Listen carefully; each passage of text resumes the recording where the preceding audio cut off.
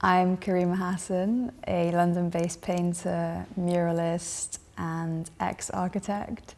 And yeah, I paint people's stories across London and showcase community events. Most of my art usually lives as like painting performances and events. And so when lockdown happened, a lot of my art and my lineup and my calendar stopped. And then there was this vacuum where I was still missing this way to connect to people.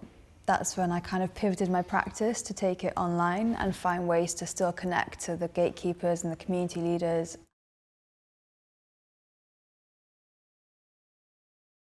Good morning! Thought I'd annoy you with my annoying, very annoying voice on this cold, wintry day in Sydney. People think I'm bonkers, but I just think I'm free. A dire environment, a dire so joyful. condition that pushed me where I needed to be. Oh my god.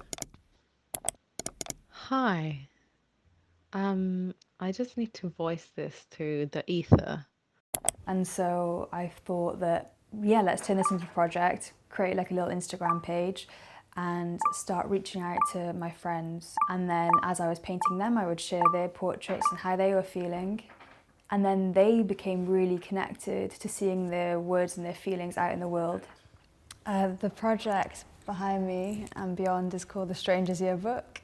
And it is basically a collection of how everybody was feeling during lockdown last year and this year. It basically started off as a genuine way just to reach out to family and friends and see how they were doing in such a weird time. And then it kind of snowballed into an art project. In their story, I saw every story of mine. In their emotion, I felt my emotion. And there's a difference in I guess, like responsibility.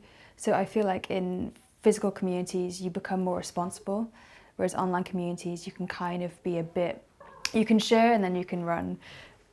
But what I love about online communities is that we're starting to change that. Sarah knows. To survive, to eat and to sleep, and have a place to sleep. And in that, I'm not even like saying this like as a thing like I want sympathy for, because it was like very divine, like everything that happened, and I was able to like relaunch Common Healing and get jobs, and like I just felt like it was a dire environment, a dire like condition that pushed me where I needed to be, which is now Mississippi, working with a network of Black worker cooperatives and just like really deep in the Black Liberation Movement and the Black Liberation Front and leftist politics, getting oriented in the movement, and then also just holding and building Common Healing, which I'm all like super grateful for, but there is a lot I go through every day, reckoning with the inequality of the world and like being someone who fundamentally believes in good, but being confronted with very evil forces and implications. Yeah, so that was Annalise, and she had made the move to America just as COVID hit. And she was trying to resolve some family issues and look for a new space to live. And she's really inspirational because she's one of those people that really tries to embody the change she wants to see in the world. Annalise, Kahindi, Renee, Mike, Tunde, Jason, loads of people that I checked in with, all that reached out to me during Black Lives Matter. I am in touch with them now, and I know that they're still fighting that fight, and they're still trying to work through a lot of the emotions that racial discrimination brought up and continues to bring up, and we have so much more work to do.